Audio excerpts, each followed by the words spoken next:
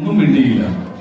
എന്നാൽ കുടിലിലെ മൺവിളക്ക് പറഞ്ഞു, അങ്ങ് ധൈര്യമായി മറിഞ്ഞുകൊള്ളുക, എനിക്ക് കഴിവുള്ളത് ഞാൻ ചെയ്യാം. കാരുണ്യവർഷത്തിന്റെ നിറവിലും അഗാപ്പെ രജത ജൂബിലി നിറവിലും നിൽക്കുന്ന നമുക്കും ഒരു മൺവിളക്കാകാം.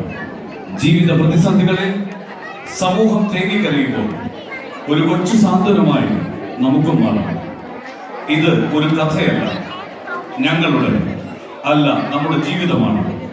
കാറ്റും കോളും നിറഞ്ഞ കലുഷിതമായ ഇന്നിന്റെ ലോകത്ത് വേദനിക്കുന്നവർക്ക് സാന്ത്വനമാവുക എന്നതായിരിക്കട്ടെ നമ്മുടെ ലക്ഷ്യം. ഒരു കൊച്ചു പുഞ്ചിരിയിലൂടെ പോലും ആ സാന്ത്വനമേകുവാൻ നമുക്ക് സാധിക്കുമെന്ന് തിരിച്ചറിയുക. ചിലരെന്നെ ഒറ്റപ്പെടുത്തി, ചിലരെന്നെ വെറുത്തു, മറ്റു ചിലർ എന്നെ വേദനിപ്പിച്ചു. അവർ കരുതി ഞാൻ തളർന്നുപോയി എന്ന്. പക്ഷേ മുറിഞ്ഞ കൊമ്പിൽ നിന്നും മുളവെട്ടും പോലെ വീണ്ടും വീണ്ടും സ്നേഹിച്ച് ഞാൻ അവരെ തോൽപ്പിച്ചുകൊണ്ടിരുന്നു. സ്നേഹിക്കുന്നവർ തോൽക്കുന്നവരല്ല, തോറ്റുകൊടുക്കുന്നവരാണ്. അവരുടെ പരാജയങ്ങൾ വിജയങ്ങളാണ്. നാം അത് തിരിച്ചറിഞ്ഞേ മതിയാവും. ആത്മാവിന്റെ സാന്നിധ്യത്തിൽ ഹല്ലേലൂയ ഗീതികളോടെ നമുക്ക് ആരംഭിക്കാം. വ്യത്യസ്തതകളുടെ വേലിയേറ്റങ്ങൾ മാത്രം സൃഷ്ടിച്ചിട്ടുള്ള അല്ലാതെ ഈസ്റ്റർ പ്രാർത്ഥനാ കൂട്ടായ്മ സ്നേഹാദരങ്ങളോടെ പ്രിയപ്പെട്ടവരുടെ മുമ്പിൽ സ്നേഹപൂർവ്വം സമർപ്പിക്കുന്നു. കരുണയുടെ യാത്ര തുടരാം.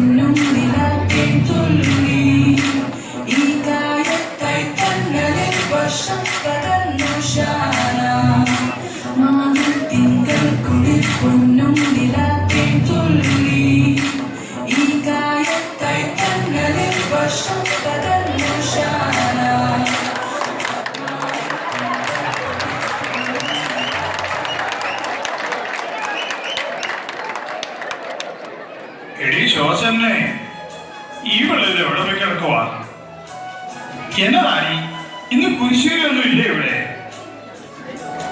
ഈ ചാച്ചൻ ഇതെന്താ പറ്റി? കുരിശൂര അങ്ങ് കഴിഞ്ഞതല്ലേ ഉള്ളൂ. ശരിയായി, ഞാനതങ്ങ് മറന്നു. ഈ ഇടയായി ഒന്നും ഓർമ്മയില്ല. എന്നാ നീ അന്താരം പഠിപ്പിക്കോളി. അതെ, നാളെ നമ്മൾ ഈ സമയത്ത് നമ്മുടെ പിള്ളേരുടെ അടുത്തായിരിക്കും. അന്ന് മസ്കറ്റില്. എടി പെണ്ണെ, മക്കൾ അടുത്തേക്കാ പോകുന്നതെങ്കിലും നമ്മുടെ ഈ വീടും പറമ്പൊക്കെ ഇട്ടേച്ച് പോകാൻ വിഷമം. അത് ശരിയാ ചാച്ചാ. എന്റെ കോഴിയുടെയും ആടിന്റെയും ഒക്കെ കാര്യം ഓർക്കുമ്പോഴാ എന്താവോ ആവോ. എന്തായാലും നമ്മുടെ കൊച്ചുമക്കളെ കാത്തിരിക്കുമെന്നാ ഞാൻ വിളിച്ചപ്പോ പറഞ്ഞത്. പിന്നെയാണെ അവിടെ പള്ളിയും മലയാളത്തിൽ കുർബാനയും ഒക്കെ ഉണ്ടല്ലോ. ആ, ഒത്തിരി നാളായി അവരെയൊക്കെ ഒന്ന് കണ്ടിട്ട്. എടി ശ്വാസന്നെ, നിനക്ക് ഓർമ്മയുണ്ടോ നമ്മുടെ ചെറുപ്പകാലം? ഓർമ്മയുണ്ടോന്നോ? അതെന്നാ ചോദ്യമാ ചാച്ച. ആ കാലം അങ്ങനെ മറക്കാൻ പറ്റുമോ? കൊയ്ത്തൊഴിഞ്ഞ പാടങ്ങളും അവിടെ വെച്ചുള്ള കുട്ടിക്കളികളും കൊച്ചു കൊച്ചു പിണക്കങ്ങളും പിന്നെ നമ്മുടെ പള്ളിയിലെ പെരുന്നാളുമൊക്കെ ഞാൻ ഇന്നലത്തെ പോലെ ഓർക്കുന്നു.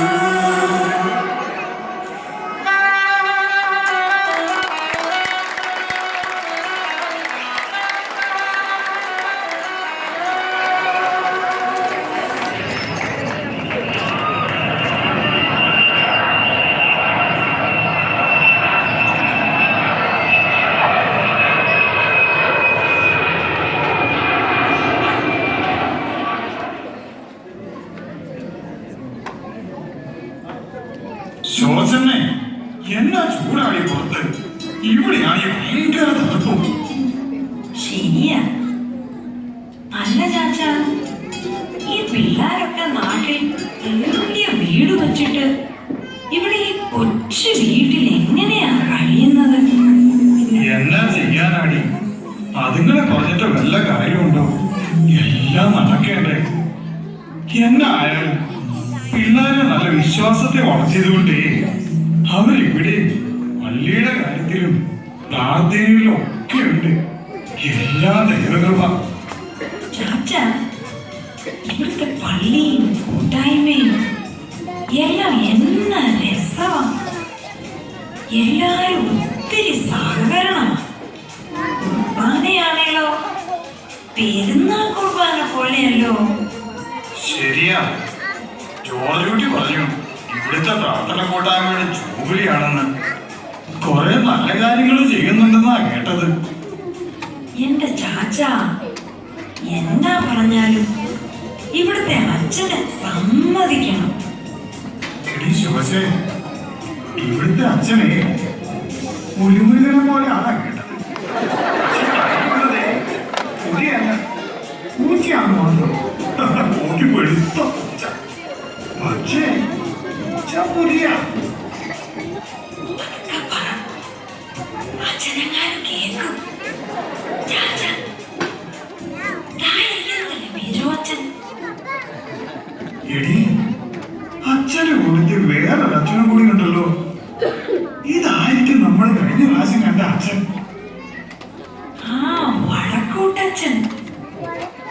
അച്ഛന്റെ അന്നത്തെ പ്രസംഗം ഇപ്പോഴും ഓർക്കുന്നു. ചത്ത് കിടന്നാലും ചമഞ്ഞു കിടക്കണമെന്നല്ലേ പറഞ്ഞേ. ഇറച്ചിയും മീനും ഒക്കെ കഴിച്ചിട്ട് നന്നായിട്ട് ജീവിക്കണമെന്ന്. എന്തായാലും ഉള്ള പന്നിയിറച്ചി നിന്ന് ഗിരിയാന്റെ കൊളസ്ട്രോൾ കുറെ കൂടിയിട്ടുണ്ട്. എടി, എന്നാണ് നമ്മൾ തിരിച്ചു പോകുന്നത്?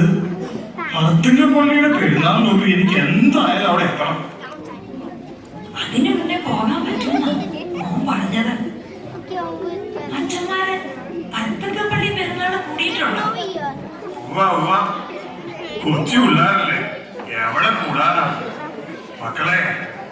അത്തിന്റെ പള്ളിയിലെ പെരുന്നാളാ പെരുന്നാള്. ദേ കണ്ടു നോക്ക്.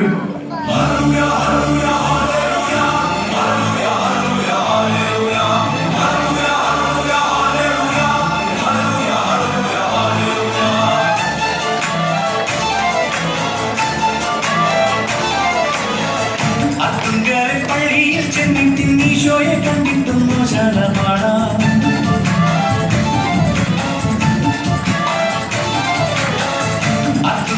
പള്ളിയിൽ ചെന്നിട്ട് ഈശോയെ കണ്ടിട്ടും മോശമാണ്. അത്രത്തോളം മക്കളാം നമ്മളെ കർത്താവ് കാക്കുവാൻ കുർബാന കൂടാം. ആത്മാവിൻ തുറക്കാം, അൾത്താരയ്ക്കുള്ളിൽ സ്തുതിക്കാം, അനുതാപമൊഴി നിറയ്ക്കാം, അവിടേക്കെല്ലാം കൊടുക്കാം.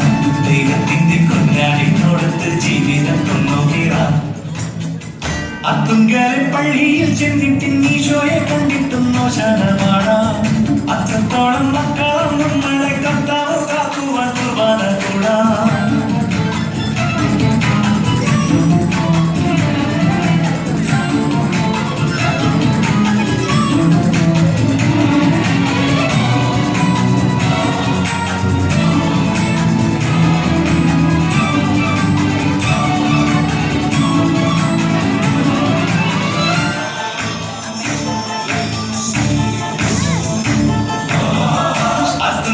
പള്ളിയിൽ ചെന്നിട്ട് ഈശോയെ കണ്ടിട്ടും മോശമാണ്. അത്രത്തോളം മക്കളാം നമ്മളെ കർത്താവ് കാക്കുവാൻ കുർബാന കൂടാം. ആത്മാവിൻ വാതിൽ തുറക്കാം, അൾത്താരയ്ക്കുള്ളിൽ സ്തുതിക്കാം, അനുതാപമൊഴി നിറയ്ക്കാം, അവിടേക്കെല്ലാം കൊടുക്കാം. ദൈവത്തിന്റെ കുഞ്ഞാടിനോടത്ത് ജീവിതം കൊണ്ടുപോകാം.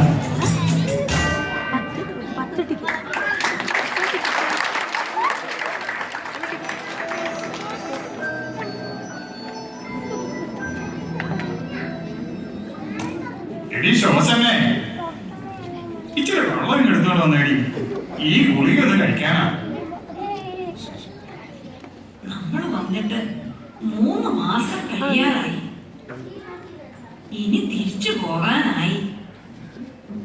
മക്കളെ കൂടെ താമസിക്കാൻ പറ്റിയ അതാ ഏറ്റവും വലിയ ഭാഗ്യം അല്ലേ ചാച്ച? ഇന്നത്തെ ഏത് അമ്മമാർക്കാണ് ആ ഭാഗ്യമുള്ളത്? വല്ലപ്പോഴും നാട്ടിലേക്ക് വന്നു പോകുന്ന മക്കളും കൊച്ചുമക്കളും അവര് വന്നു പോയാ പിന്നെ വീണ്ടും തനിച്ചായി. മക്കളെ, ഇവിടെ നിങ്ങൾ സന്തോഷത്തോടെ കഴിയുമ്പോൾ നിങ്ങളെ വളർത്തി വലുതാക്കിയ ആ പാവങ്ങളെ വല്ലപ്പോഴും ഒക്കെ ഒന്ന് വിളിക്കണേ. അതുങ്ങൾക്ക് അതൊക്കെയല്ലേ ഉള്ളൂ ഒരു സന്തോഷം. പാപങ്ങൾ പണ്ടുകൊണ്ട വെയില ഇന്ന് നിങ്ങൾ അനുഭവിക്കുന്ന ഈ തണല് അത് മറക്കണ്ട. അവസാനം അതുങ്ങളെ വല്ലയിടത്തും ഉപേക്ഷിക്കല്ലേ. മക്കളെ, ഇന്ന വിളിയിൽ നിങ്ങളൊന്ന് വിളിക്കാൻ കൊതിക്കുമ്പോ അങ്ങേ തട്ടിലേ വിളി കേൾക്കാൻ അവർ ഉണ്ടായില്ലെങ്കിലോ അത് ഓർമ്മയുണ്ടാകണം. ഇന്ന് മാതാപിതാക്കൾ മക്കൾക്കൊരു ഭാരമാണ്. മക്കളെ, മാതാപിതാക്കൾ ജീവിച്ചിരിക്കുന്ന കാലമാണ് മനോഹരമായ കാലം. അവർ ജീവിച്ചിരിക്കുന്നിടത്തോളം കാലം നിങ്ങൾക്ക് എത്ര പ്രായമായാലും നിങ്ങൾ കുട്ടികളാണ്. അവരുടെ കാലം കഴിഞ്ഞാൽ ആ സ്ഥാനം പിന്നെ നിങ്ങൾക്ക് ഉണ്ടാവില്ല. ഈ കാരുണ്യവർഷത്തിൽ മക്കളെ നിങ്ങൾ ഓർക്കണം. അബ്രഹാമിനെ പോലെ കാത്തിരിക്കുമ്പോഴും ജോസഫിനെ പോലെ പരീക്ഷിക്കപ്പെടുമ്പോഴും ജോബിനെ പോലെ എല്ലാം നഷ്ടപ്പെടുമ്പോഴും ഈ കണ്ടിട്ടില്ലാത്ത ആ വാതിൽ, ആ കരുണയുടെ വാതിൽ നിനക്ക് മുമ്പേ തുറന്നിരിക്കും. നാളെ നിങ്ങൾ പോവുക. ക്രിസ്മസ് അല്ലേ ഇനി വരുന്നത്. നമുക്കെല്ലാവർക്കും ഒരുമിച്ച് ഒരു കരോട് കൂടി അങ്ങ് കൂടാം. ചാച്ചാ, അവർക്ക് എത്തിയെന്നാ തോന്നുന്നത്. ഗബ്രിയേലിന്റെ ദർശന സാവല്യമായി സർവ്വലോകർക്കും നന്മയേകും കാരുണ്യമായി ബേത്ലഹേമിന്റെ മാറിലൊരാരോമം നിറഞ്ഞല്ലോ.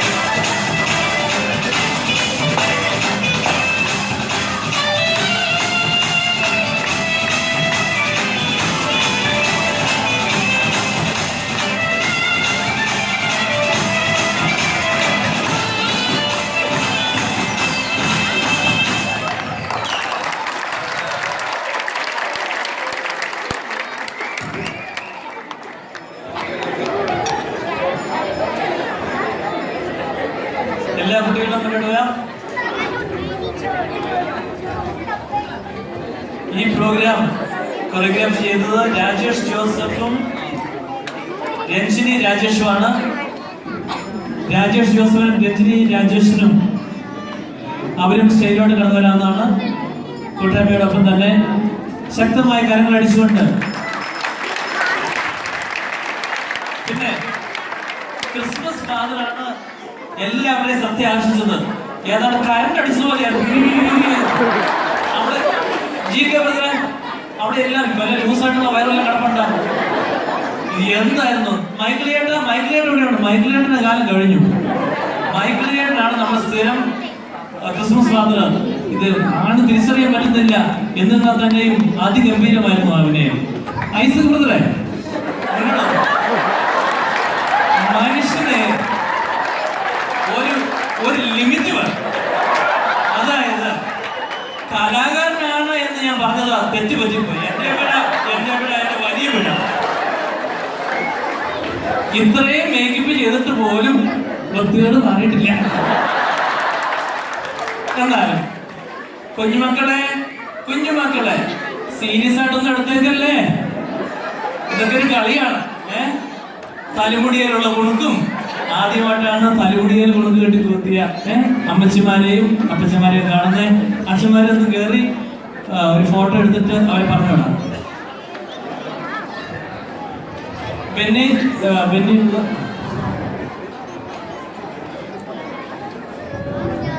Thank you Alex sir. പ്രിയമുള്ളവരെ, ഞങ്ങളുടെ ഈ പ്രോഗ്രാമിന് വേണ്ടി ഞങ്ങൾക്ക് അധികമൊന്നും പ്രിപ്പയർ ചെയ്യാൻ അധികം സമയമെടുത്തില്ല. പക്ഷെ ഞങ്ങളുടെ തീം കണ്ടെത്താൻ വേണ്ടി ഞങ്ങൾ ഒരുപാട് സമയമെടുത്തു. കാരണം ഈ വേദിയിൽ ഞങ്ങൾ ഒരുപാട് സ്കിറ്റും പരിചയമുട്ട് കളിയും അതുപോലെ തന്നെ ലൈവ് ബാൻഡൊക്കെ നടത്തിയിട്ടുണ്ട്. ഞങ്ങൾ ആദ്യമായിട്ടാണ് ഇങ്ങനെ ഒരു ഡ്രാമാറ്റിക് ഡാൻസ് നടത്തുന്നത്. അപ്പം വെറും ഡാൻസ് അല്ല, അതിൻ്റെ കൂടുതൽ എന്തൊരു നല്ലൊരു മെസ്സേജ് കൂടെ കൊടുക്കാൻ നിങ്ങൾക്ക് സാധിച്ചെങ്കിൽ ഒരു നല്ലൊരു ഐഡിയ ഒന്നുകൂടെ തന്നെ പ്ലീസ്.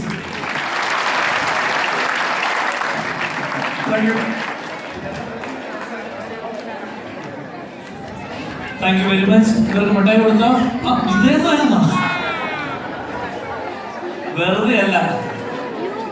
ഓക്കെ, ക്രിസ്മസ് പറഞ്ഞെങ്കിൽ പിള്ളേർക്കൊക്കെ കൊടുത്തായിരുന്നു.